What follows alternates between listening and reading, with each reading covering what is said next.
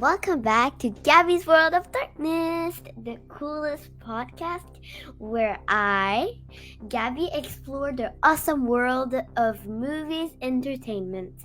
Today, we've got a super special guest, Scottish film director and screenwriter John McPhail, known for the incredible and the Apocalypse. So a warm welcome to John and get ready for fun chat filled with super cool insight and, of course, my awesome questions. Hi, Gaby. Thank you so much for having me. I just don't know what to say except for my questions, but yeah. First question, what inspired you to take a musical zombie film like the Apocalypse? So, the original idea came from a writer called a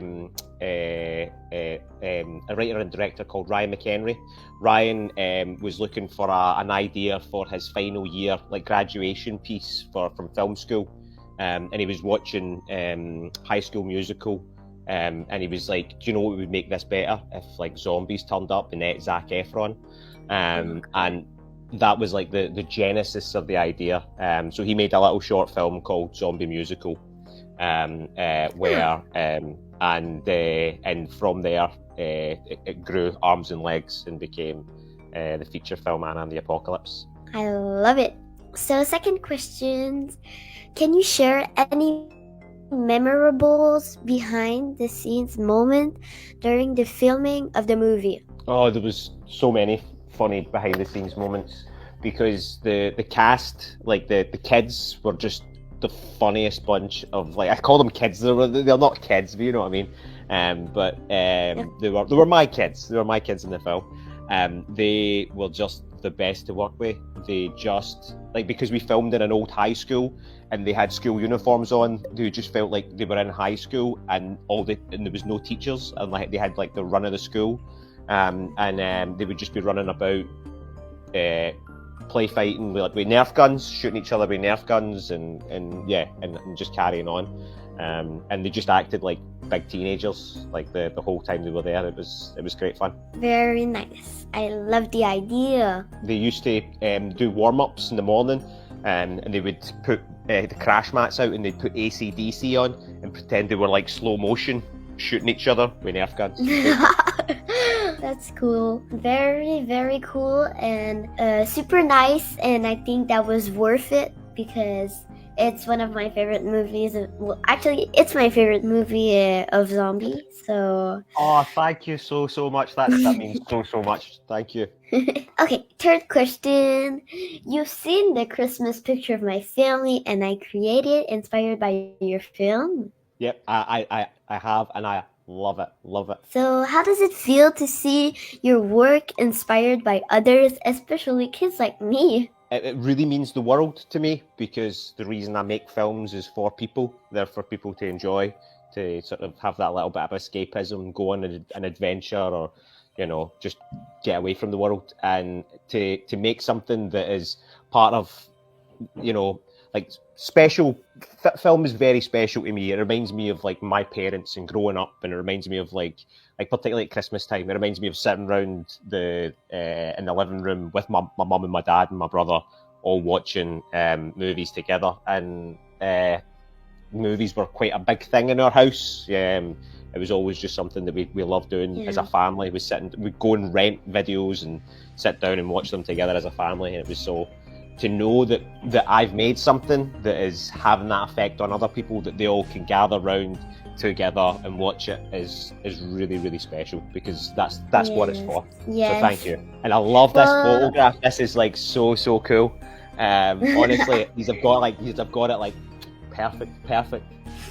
even like the blood mark and everything up the eye. It's like, oh, it's brilliant. On the neck, oh. Well, yeah, that's my mom. She is very has to be perfect details and everything. Cool, Mom. And yeah, my dad effects behind like the helicopter and everything. It was him, and I just We did it in a work of a family. It's so funny because Malcolm Cumming, who plays John with the silly Christmas jumper, he's got long hair right now. So like your dad is like so on point even with his hair standards. Next question. If you could choose any song for the zombie apocalypse soundtrack, what would it be and why? Any song in the world, Yeah, or any from the movie. I like I like the Beatles. Help, help! I need somebody. Help, not just anybody. Help, yo! I need someone. Help! There's just kind of this jovialness and this funness to it, and it's also like the lyrics are quite don't match the song, and I just feel like that would be quite fun to see during a zombie apocalypse. You actually sing well, you know. Me? Oh, I'm terrible at singing, so I really appreciate that. I'm so bad. Okay, and next question. And then the apocalypse has a unique blend of genre. How did you approach balancing the elements of horror, comedy, and musical? Obviously, like I'm a huge horror fan. I'm a huge horror fan. Like it's something I love. Musicals that like before I made this film were like, in fact, if you'd to say, John, I've got 2 tickets to a musical tonight, we're going, you'd be dragging me kicking and screaming because it's just not my thing. But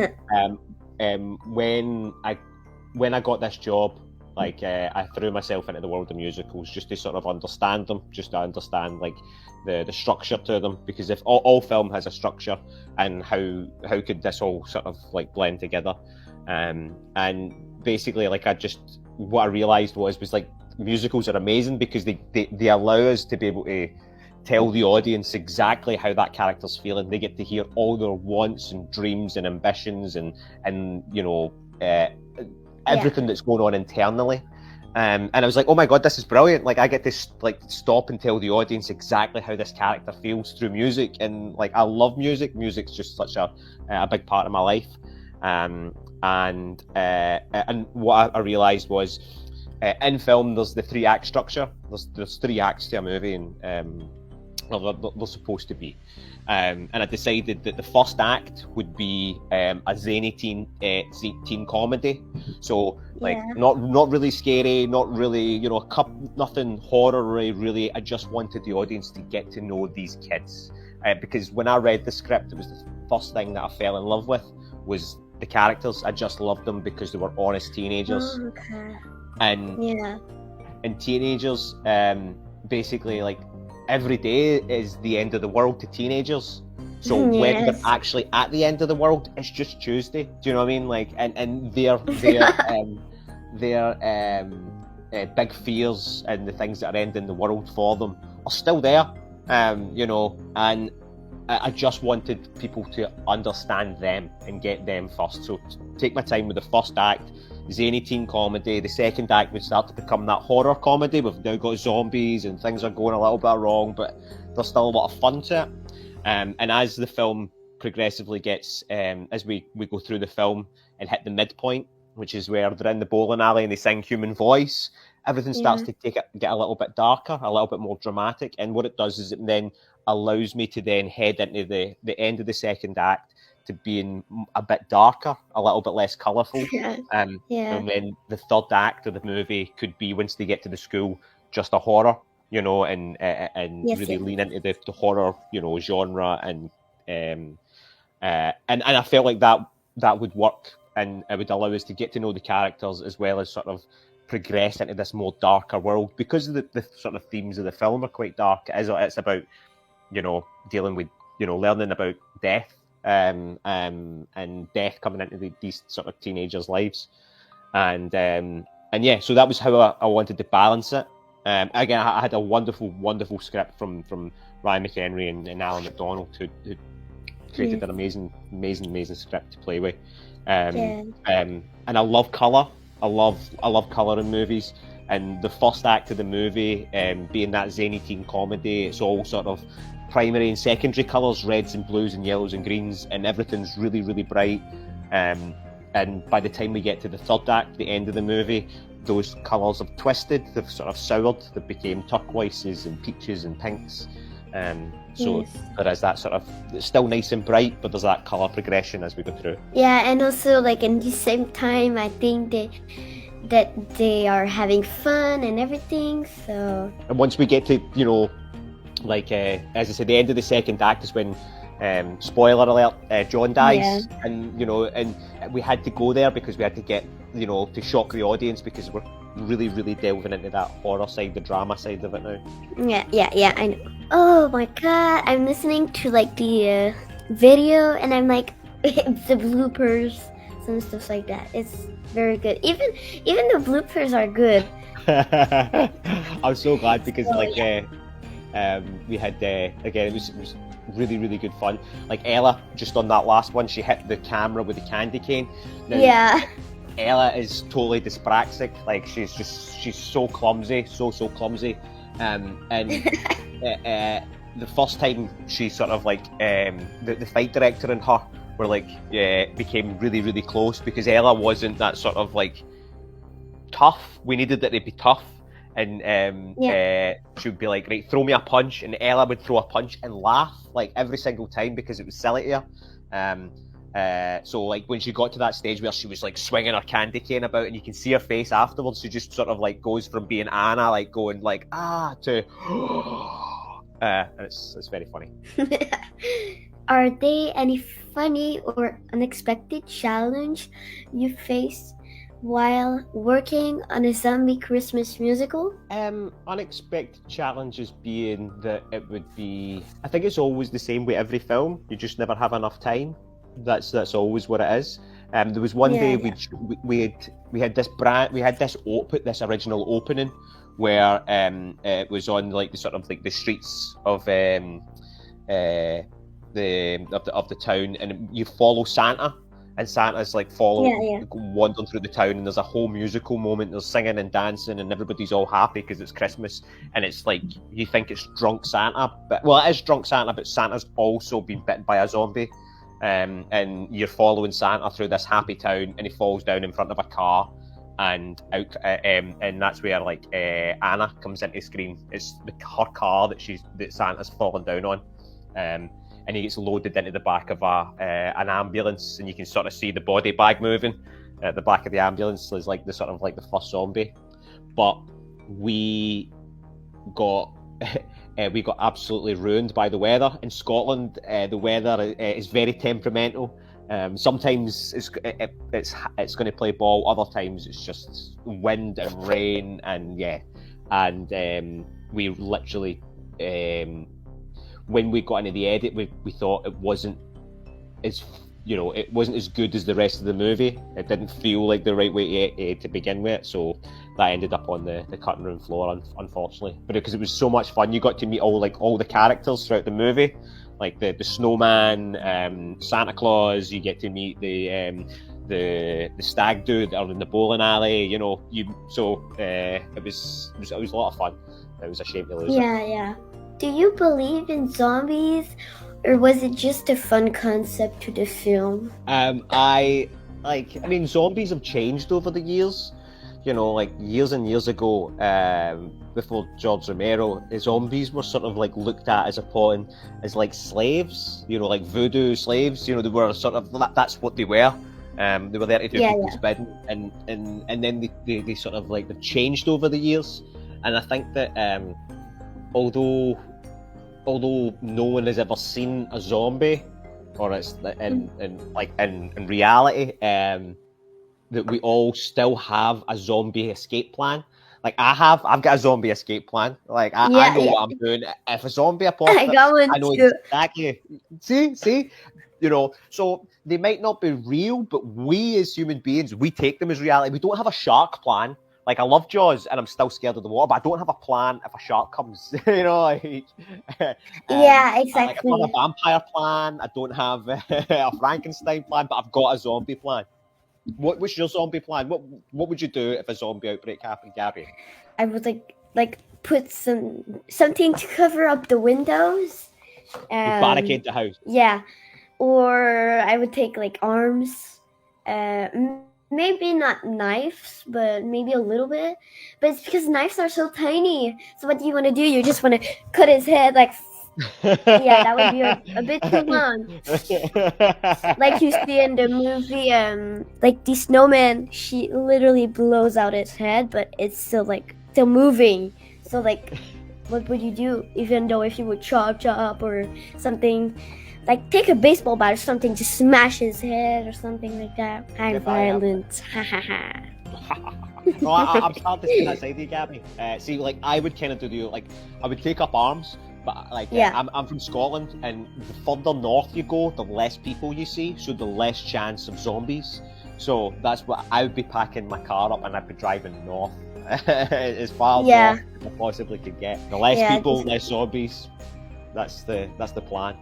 Definitely. Yeah. What advice do you have for young aspiring filmmakers like me who wants to create their own unique and imagination project? My advice to up and coming filmmakers like yourself is to just keep making films.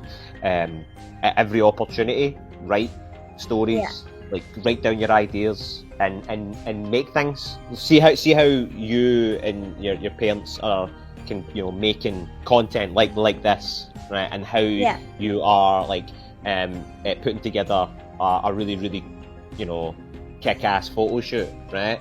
Yeah. That is so cool, and that's what's going to grow. With every single time you do one of these, the first thing is I'm sure the very first one you did to this one, the production values got better. What you're doing. You've got ideas, and you're like, oh, last year we should have done this. So you remember it for the following year, and you remember it. Every single time you make a film, you learn something. From every little sketch you make, if you and your dad are making something, together out the back, and you go in and you edit it, and you go, why did that cut not feel right? And then you learn from it. You go, oh, right. So next time when you do it, you do something, you do it differently. Do you know what I mean? Just keep doing what you're doing. Just keep making stuff like everybody should, because, and as I said, I'm sure if you had to sit down to do a photo, sort of like a fun photograph like that at school, not a lot of people would know what to do. But you would be like, no, we need costumes, we need this, and we need to have it like this. We need good light here, and we need to do. Do you know what I mean? Because you've done it before, and each time you do it, you get better and better and better and better. So just keep making content, just keep making stuff, and writing stories that you like writing, finding stories that you like telling, because that's how you'll find your voice as a filmmaker. Do you have any favorite moments for the Christmas picture my family created based on your film? I mean, I love so much of it because you've kind of I'd sent it into your group chat, and everybody was like, "Oh my god, this looks like Mini Ella!" Even the detail, all the costumes are just like, as I say, like perfect. The fact of that these are you get out in the sort of street, it almost like feels like if we were telling this story from like a family perspective. Like, and there's that. It feels unique, but it feels like I know it. If you know what I mean. Also because it's like suburban America, which North America, suburban North America. So it's like that I get. It also feels like it's like Anna and the Apocalypse from an alternate dimension. Like, do you know what I mean? Like, I love it. I really, really love it. It's like Anna and the Apocalypse. Canadian version. Yeah, exactly. In Canadian version. And instead of John being your best friend, it's your dad. Like, do you know what I mean? Like that's cool. And your mum is Steph. Like, there's some fun to that. Okay, last question, and the question that I wanted to ask. It's been kind of a long time. Are there any plan for Anna and the Apocalypse 2? And if so, can I audition for a role? Maybe? 100%. We sort of said when we finished this movie, we always said like no sequels. Why would we want to tell do this again? Not as in like because we loved every moment of it. We're all the best of friends, but just like what would the point be? But we as we've got older, like we've all grown, and we've all sort of, you know, we feel like there's another story to tell in that world. You know, we were Yes, talking because about like this recently. yeah, because like at the end they're like we're going, and then maybe you could like if you do an Anna and the Apocalypse 2, you go like they're in another place, like I don't know me a stupid place like Alaska or something, and then no, but it's just for like they like since you're in Alaska, like maybe there's like polar bear zombies, and there's zombies also, and they're like based on Christmas, and then you could think like Elves. elves, and then they're possessed, and like and then the apocalypse goes at the shop, like at the town of Santa Claus, and they're possessed and everything, and everything. So there's reindeers, and then Santa Claus came out, and like and everything like that. Sometimes I get a little bit too story time. No, I love it. Like I want. I don't have to write anything. Alan doesn't have to write anything. We're just going to get you to do that then. Well, it would be my pleasure because I have a lot of stuff in my head. Like, well, it seems so. I love that. So if we are going to do a sequel, we'll definitely have to get you to come in for to do something to be in the film and to write on the film as well then. Thank you so much. Well, that was a super nice podcast. I really want to do this again. It's like there's something that you want to speak about me, tell it to my dad. He's with you in contacts and everything, and it was very fun. I'm so happy. Gaby, thank you so much for having me on to promote the film. Anna and the Apocalypse has always been a discovery film. By that, I kind of mean that people have to kind of discover it. And that comes from people like yourself who watch it and love it and go, "Oh, you need to watch this film. It's so cool." So without people like you, the film wouldn't continue to keep on having life every year after year after year. So thank you so much for the opportunity. Yeah. Thank you so much for loving the film and for your photograph. Everybody in our group chat just loved it. And the people that sees this video, if you didn't watch Anna and the Apocalypse, go watch it. It's super great. Yeah. So that's the wrap for today's episode of Gaby's World of Darkness. A massive thank you to John McPhail for joining us and sharing his awesome story. And if you enjoyed this episode, make sure to hit that follow button for more exciting interviews and discussion. Until next time, stay curious, keep watching those movies, and embrace the darkness with a big smile. See ya! 'Twas the night before Christmas, and all through the house not a creature was stirring, not even a mouse. Young Anna was nestled, all snug in her bed, not knowing tomorrow she'd meet the undead. How would she survive what this season would bring? Well, that's simple. She'd stab, she'd slash, and she'd sing.